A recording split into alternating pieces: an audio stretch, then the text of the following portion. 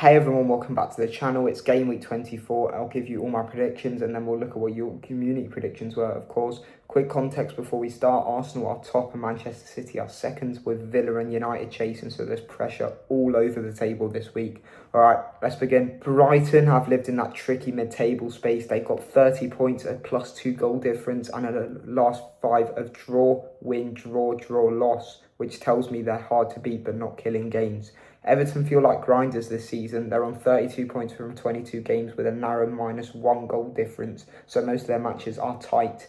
Last weekend fits the pattern. Everton drew 1-1 with Leeds and Brighton lost 2-1 at Fulham. Both were fine margin results. At the Amex, I think Brighton's rotations and set-piece threat give them the edge. Everton will compete physically, but I see Brighton nicking it late. Leeds are just above the danger line. They've taken 25 points from 22 with a -7 goal difference, and they're still searching for rhythm. Arsenal bring control. They're first on 50 points and have the best defensive record with only 17 conceded so far, which travels well in these fixtures. Leeds did get a point last week, drawing 1-1 at Everton, but Arsenal's structure usually suffocates games like this. I see Arsenal controlling territory, pinning Leeds back and creating study chances. This is about trends. Wolves have had a nightmare year. Bottom, 1 win in 23, -28 goal difference. It's been damage limitation too often. Bournemouth are the opposite energy. Not perfect, not bold. They sit 13th on 30 points, score plenty, concede plenty, and play with real tempo. They also beat Liverpool in matchday 30 and 23, which shows they can punch up and survive chaos. Wolves will fight and they'll likely have a good spell, but Bournemouth's transitions and set pieces feel decisive. Chelsea looks steadier now. They're 5th on 37 points with a +14 goal difference, and that balance is starting to show at both ends. West Ham have slipped into real trouble at 18th with a -18 goal difference. That defensive record is a concern at Stamford Bridge, despite their 2 wins against Spurs and Sunderland last week. In matchday 23, Chelsea won 3-1 at Palace. That's the kind of away result that builds belief and rhythm. If Chelsea control midfield and keep their set-piece quality, they should manage the game. I think they keep a clean sheet here. Liverpool are 6th on 36 points and not at their best, but Anfield still matters. They lost 3-2 at Bournemouth last week, as we said before, so I expect a sharper press and more intensity from the start. Newcastle are 9th on 33 points, organised and dangerous on the break, but they did fall off 2-0 at home to Villa last week in matchday 23, which showed their inconsistency in the big moments. I think Liverpool squeeze this with set plays and pressure. Newcastle score, but the home side edges it. Villa are having a brilliant season. They're 3rd on 46 points, and earlier they ripped off the longest winning run of 8 matches in the league, which speaks to a clear plan under Emery. They also beat Newcastle 2 away last time out, as we said just then, which is a quality road win.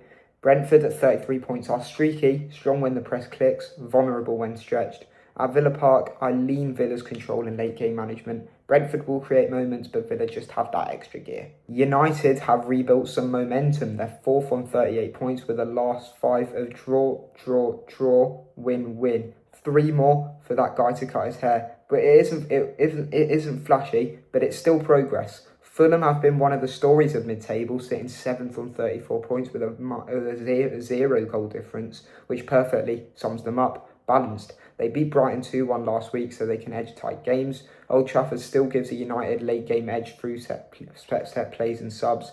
I think it's close and cagey. Forest are fighting. They're 17th on 25 points with a -11 goal difference, so every home game feels huge. They just won 2-0 at Brentford last week, which is a massive confidence boost.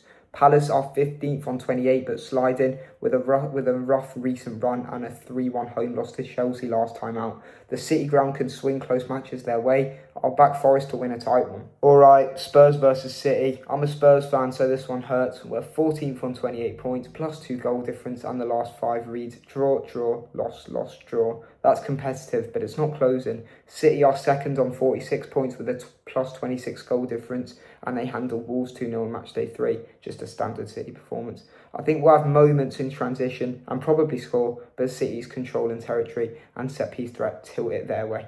Sunderland's return to the Premier League has been solid. They're 10th on 33 points, organised and tough at home. Burnley are 19th on 15 with a -19 goal difference, and they've drawn too many lately without turning them into wins.